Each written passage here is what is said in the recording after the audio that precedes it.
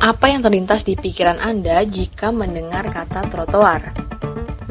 Mulai dari pejalan kaki, pengemis, pedagang kaki lima, hingga menjadi lajur sepeda motor.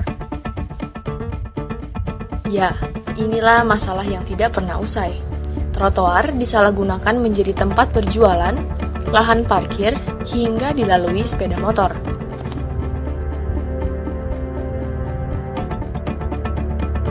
Ketegasan peraturanlah yang diperlukan untuk mengembalikan fungsi trotoar yang sesungguhnya. Dalam Undang-Undang Lalu Lintas dan Angkutan Jalan Pasal 131 Ayat 1 tertulis ketersediaan fasilitas trotoar merupakan hak pejalan kaki. Dan dalam Pasal 28 Ayat 2 tertulis setiap orang dilarang melakukan perbuatan yang mengakibatkan gangguan pada fungsi perlengkapan jalan. Lantas, apa yang menyebabkan terjadinya penyalahgunaan trotoar? Mari kita ikuti penelusuran selengkapnya. Beginilah kondisi trotoar di kawasan Pasar Pagi, Jakarta Barat. Trotoar yang seharusnya menjadi hak pejalan kaki malah disalahgunakan oleh pedagang kaki lima. Bahkan, mereka sudah menetap hingga puluhan tahun. Setiap harinya, para pedagang ini akan ditarik pungutan retribusi. Kami menemui kepala pasar untuk mengkonfirmasi lebih lanjut terkait dengan pedagang kaki lima yang menduduki trotoar di PD Pasar Jaya. Soleh selaku kepala pasar tidak menyangkal bahwa trotoar sebenarnya tidak diperbolehkan untuk berjualan. Tapi sebenarnya Bapak tahu itu nggak boleh dipakai. Nggak boleh. Cuman kan juga ada binaan juga. Kita yang namanya pasar ini, kalau memang lahan-lahan masih memungkinkan, ya. Jadi kategorinya merupakan binaan. Ya. Jadi kategori pedagang banyak. Dan kalau kita hapus bersih juga, kesian juga. Ya mereka punya anak istri lah. Ya. Dari mana? Ya. Kalau memang ada bisa angkat mereka jadi pengusaha-pengusaha yang punya modal, silahkan gitu kan. Karena sebenarnya sih hati kecilnya dia nggak mau jualan kaki lima. Tanya deh, mau nggak? Nggak mau dia. Hujan-hujanan, panas-kepanasan, barangnya juga repot ya. Cuman dia istilahnya nggak punya modal di mana. Jadi udah dituntut untuk hidup kan. Ia juga tidak menyangkal ada penarikan biaya retribusi. Bahkan ada pencatatan retribusi dalam bentuk laporan per bulannya. Tarifnya sih kita udah sesuai dengan ketentuan, paling per petaknya tuh Bang 5.000 sampai 7.500 ya. Cuman kalau ya dari mana? Direksi Pasar Jaya. Dari Pasar Jaya. Cuman ya kalau di lapangan ada penambahan wajar ya, karena mereka banyak memproduksi sampah kan. Mungkin juga ada buat kebersihan, ada buat security ya dalam itu. Karena rata-rata kaki lima ini tempatnya strategis, bayarnya murah gitu kan. Nggak mau dia kaki lima di atas, padahal di atas banyak yang kosong. Fakta yang kami temukan di lapangan berbeda dengan pernyataan Soleh. Kami menemui beberapa pedagang kaki lima untuk mengkonfirmasi tentang pungutan retribusi. Jumlah pungutan beragam, mulai dari Rp5.000 hingga Rp20.000. Berapa lama Pak dagang di sini? Sudah hampir 8 tahun. 8 tahun. Ini setiap hari ada dipungut nggak Pak? Iya, ada. Yang dipungut berapa duit? Sedikit, 17.000. Itu yang mungut siapa Pak?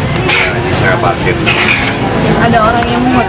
Iya, ada. Kan saya parkir. Ini kan tempat parkir dan sewa. Oh, ini tempat parkir. Iya. Ada bukti Bapak dikasih kartis Oh, juga? enggak. Jadi cuma ngasih Udah uang? kepercayaan aja udah. Jadi cuma tinggal ngasih uang aja Iya, gitu? udah. Biasanya itu per hari Pak? Per hari. Ada bayar kebersihan lain-lain lagi nggak? Itu ditarikinnya Setiap hari. setiap hari? Berapa Pak? 10.000. Berapa? 10.000. Ini PD Pasar Jaya loh deh. Dagang ini mah udah turun menurun. Kira-kira berapa lama? Kira-kira ada 25 tahun. Itu ditarikin sehari berapa? 20.000. 20.000. Itu dikasih kertas? Nggak dikasih kertas tiket? Tahu itu buat dikemanin aja nggak 20.000 nya? Cuma Yang penting buat katanya tahunya. kebersihan, pokoknya maintenance lah perawatan itu gitu.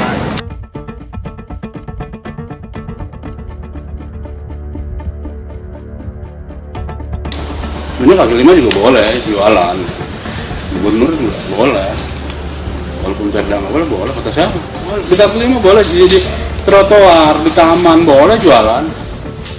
Fakta yang kami temukan ini tidak sesuai dengan peraturan yang berlaku. Aturan mengenai pengelolaan area pasar ada tertera pada Peraturan Daerah Provinsi Daerah Khusus Ibu Kota Jakarta Nomor 2 Tahun 2009 yang diantaranya mengatur keberadaan pedagang di area pasar. Kami lantas menemui manajer area Barat, Pence Harahap. Kami mengkonfirmasi mengenai pungutan retribusi serta penggunaan trotoar oleh pedagang kaki lima. Tapi nampaknya ia tidak tahu menahu mengenai keadaan di pasar pagi. Nggak tahu saya, makanya tadi kewenangannya di pasar. Uangnya ke sini ya Pak, manajer area kan? Oh, iya, walaupun uangnya di sini nggak tahu saya uang apa saya nggak tahu. Kan gitu, karena di dia. Ya, seharusnya memang dia punya kewenangan kan gitu. Ya, jadi saya nggak bakal bisa jawab.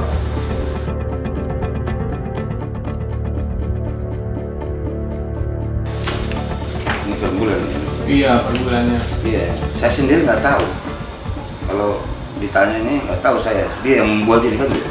Iya. Tapi ini enggak, laporannya nggak naik ke sini Pak. Ya naik, cuman nggak mungkin saya tahu kalau detail begini saya nggak tahu kan. Yang tahu nanti asisten saya, dia tahu. Kalau di kita kan kebijakan doang. Iya. Kalau detailnya pungutan itu di dia. Apalagi begini, berarti udah benar. Apalagi mau ditanya saya apa lagi? Kan Mau konfirmasi ke saya uang ini, konfirmasinya di sono ada. sebenarnya bukan hanya uangnya Pak. Jadi kayak kita mau konfirmasi kan sebenarnya fungsi dari trotoar itu kan untuk pejalan kaki. Nah tapi yang di sini yang di pasar pagi itu digunakan untuk pedagang kaki lima Pak. Kan terlebih lagi kalau misalnya udah dialokasikan menjadi pedagang kaki lima, terus ada ininya kan maksudnya gimana gitu Pak dari pihak sininya? Nah iya, saya sendiri nggak lihat apanya. Kan nggak lihat saya fisiknya kan nggak bisa jawab saya. Tadi dibilang trotoar. Saya sendiri nggak tahu trotoar mana, gimana saya jawab?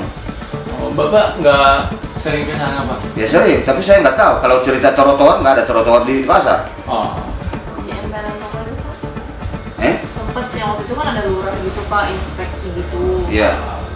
Ini semuanya pedagangnya pada minggir semua, berarti itu nggak boleh loh dipakai jalan. Loh, makanya bilang tadi saya nggak tahu yang mana yang dimaksud. Ya, tadi kalau ada nanya saya nanti kan jadi gimana mau saya jawab itu ya? Nggak ketemu.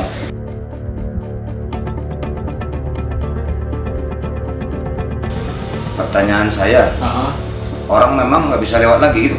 Udah nggak bisa Pak itu? Nggak bisa. Kayak desek-desekan gitu. Pak. Ya itu kan berarti yang penting kan penataannya. Bapak Ya harus ditata. Harus ditata. Kami pun menanyakan perihal penggunaan trotoar oleh pedagang kaki lima. Jawabannya pun situasional. Ya, sebenarnya boleh juga dan juga tidak boleh. Boleh dalam artian kalau memungkinkan. Memungkinkan tadi orang masih bisa memakai fasilitas tadi Selasar. Dia masih dimungkinkan untuk berjualan ditata rapi, ya dibolehkan. Tapi kebalikannya juga tidak boleh kalau memang tadi sudah mengganggu akses.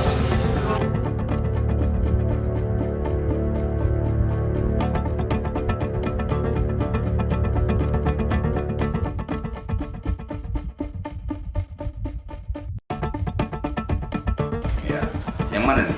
Nah ini kan trotoar nih Pak.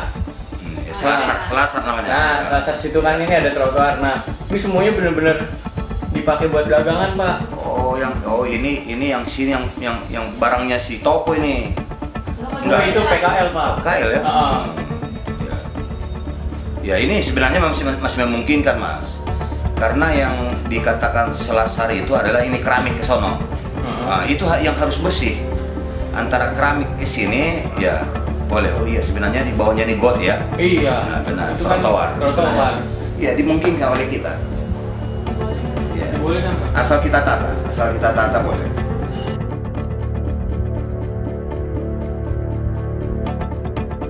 mau konfirmasi lagi nih Pak. Berarti kalau yang ada laporan keuangan gini tetap Bapak terima dari pasar pagi, tapi Bapak tidak tahu menahu mengenai yang ada di sana, yang ada di lapangan. Kenapa bahasanya tidak tahu menahu? Tadi udah saya jelasin, udah capek juga saya ngejelasin. Kalau tidak mau tahu berarti dari tadi jawaban saya tidak tahu dong. Udah saya jelasin tadi.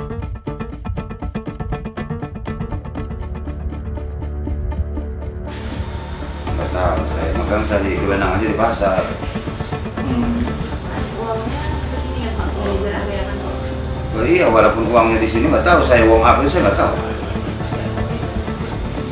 Kan gitu, karena dia ya seharusnya memang dia punya kewenangan kan gitu. Ya, jadi saya nggak bakal bisa jawab.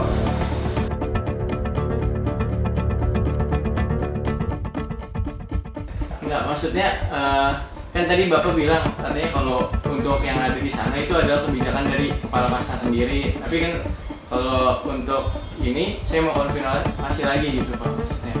Iya, tadi pertanyaannya nggak enak banget, tidak mau tahu. Padahal tadi saya jelaskan. Oh. Tadi ada ini nanya kan, boleh nggak kaki lima situ? Saya bilang boleh dan tidak boleh. Kan berarti udah saya tahu, udah tahu saya berarti.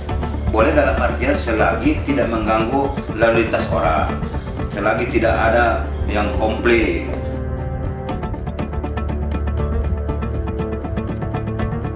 Dinas Pertamanan dan Pemakaman biasanya kita itu mendapatkan perintah tuh apa ya?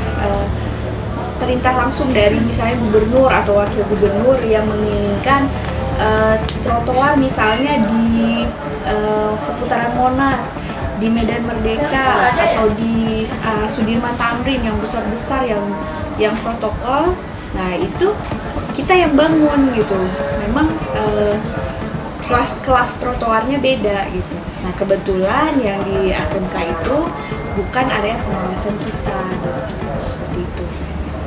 Tapi saya sebagai Pemda DKI juga memang seharusnya trotoar itu tidak bisa digunakan sama pedagang, itu menyalahi aturan. Setelah melakukan konfirmasi kepada Dinas Pertamanan dan Pemakaman, kami mengetahui bahwa trotoar di Pasar Pagi PD Pasar Jaya merupakan buatan pihak PD Pasar Jaya sendiri.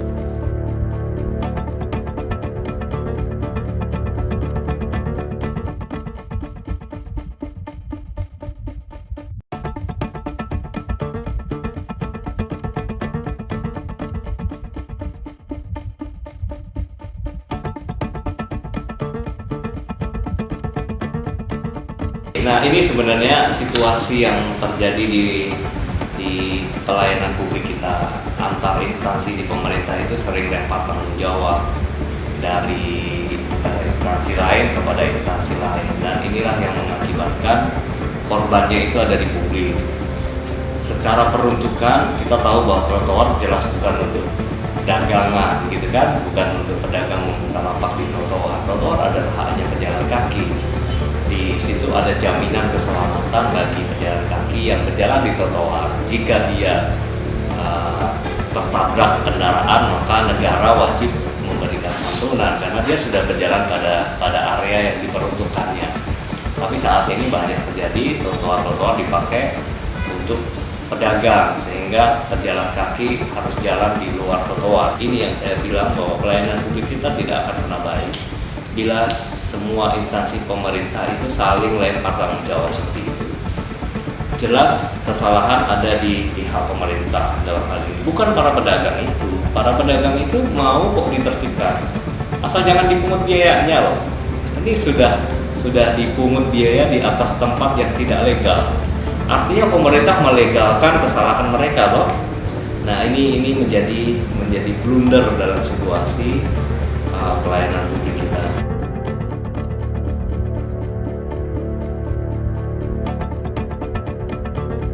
Pasar paling tidak memiliki 3 fungsi. Fungsi utama adalah fungsi sosial, kan? Memberikan sebuah tempat kepada pedagang UKM atau mikro yang tidak mampu untuk bisa berjualan. Kalau pasar dalam artian pasar tradisional atau pasar kecil ya, bukan pasar modern yang dikelola oleh investor pemodal besar pasar. Terus fungsi yang kedua, di situ pasar harus membuat satu proses pengamanan yang dia kalau para pedagang itu jualan di tempat terpisah-pisah yang tidak dilokalisir, keamanannya kurang terjaga. Tapi di tempat itulah maka pemerintah memiliki peran pengamanan. Yang ketiga, melakukan peran penertiban. Selain menjaga pengamanan itu dia harus menertibkan. Nah, ada dua fungsi yang tidak dijalankan oleh pemerintah kan, baru fungsi yang pertama tadi. Lalu, sudah jelas kan jawabannya? Trotoar tidak boleh digunakan untuk hal lain selain untuk pejalan kaki. Sekali lagi, ketegasan pemerintah dalam menegakkan peraturan sangat diperlukan dalam hal ini. Kepentingan publik sudah seharusnya menjadi milik publik. Pemerintah seharusnya tidak saling melempar tanggung jawab sehingga mempersulit publik. Apa yang menjadi milik negara berarti menjadi tanggung jawab pemerintah.